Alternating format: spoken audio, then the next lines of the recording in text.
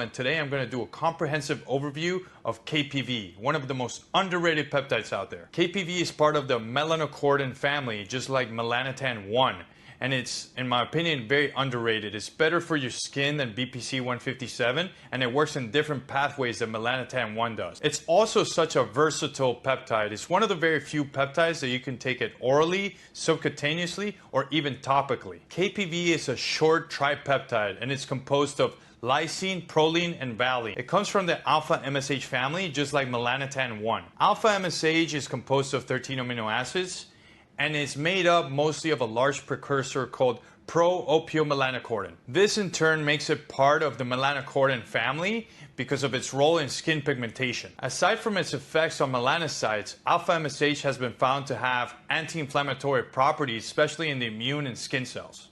Like I mentioned previously, lysine, proline, and valine are the three peptides that come from alpha MSH that compose KPV, which is a small sequence of alpha MSH. It has been found that KPV carries most of the anti-inflammatory properties without the need to have any effect on the melanocytes. The simplest way to explain this would be if AOD is a sequence for growth hormone peptides, KPV is a small sequence for alpha MSH. Think of KPV as being able to give you all the immunomodulatory benefits of alpha MSH sequence without all the side effects of skin pigmentation. KPV does not activate any of the melanocortin receptors, and it does not raise cAMP at all.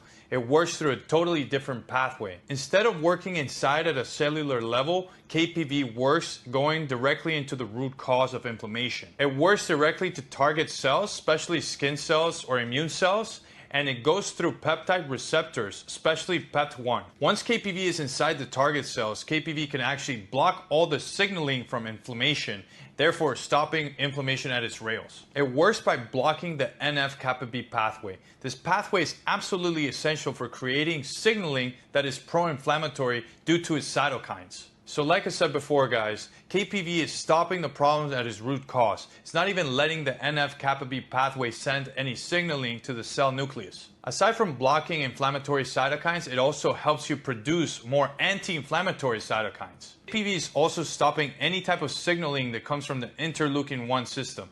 This is the system that's responsible from any inflammatory responses from stress and anxiety. So just to give you guys a small recap, KPV works intracellular within the cell, while it also helps you inhibit pathogen growth, and it doesn't darken your skin in any way. The main reason that it's so hard to find studies on KPV is that it's a small sequence of amino acids, therefore making it really hard to patent, so there's no laboratories that are willing to put up the money to make the studies happen. Another cool thing about KPV is that in comparison with alpha MSH peptides, you do not need any sunlight for it to work. It is beneficial to have sunlight, but it's not necessary. KPV can protect your gut lining, your skin, your lungs, and your GI from inflammation. I have even heard of cases of people getting better from bronchitis or asthma due to KPV. I've personally used KPV to fix my skin hyperpigmentation, and it has made wonders happen in my skin, guys. But you could use it for colon problems, gut health, gut lining. If you have psoriasis, it could work for you.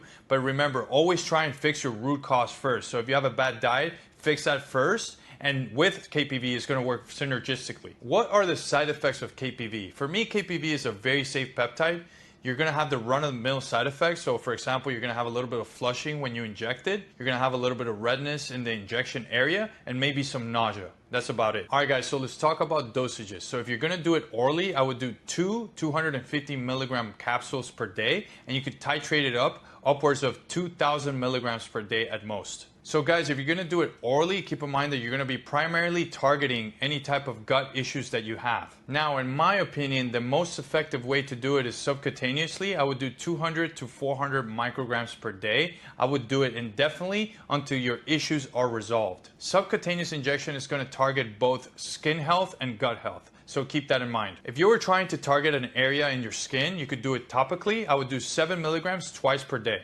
Now keep in mind that a lot of people get impatient with KPV. It usually takes about 4 weeks to see any type of benefit from KPV. So always start low and titrate up, guys. With KPV, there's no need to worry about antibody buildup. If you need to use it for 12 weeks or 16 weeks, I would do so pretty much until I see a lot of benefit from it or any of my issues are being resolved. Then I would take 1 month off. Now let's talk about the best peptides that you could stack KPV with. So KPV, you could stack it with LL37 for immune function modality, or if you want, thymosin alpha 1, this is also going to help you with immune function protection. Now if you're trying to use KPV for its aesthetic and recovery purposes, I would do the Clo blend. This would include GHKCU, TB500, and BPC157.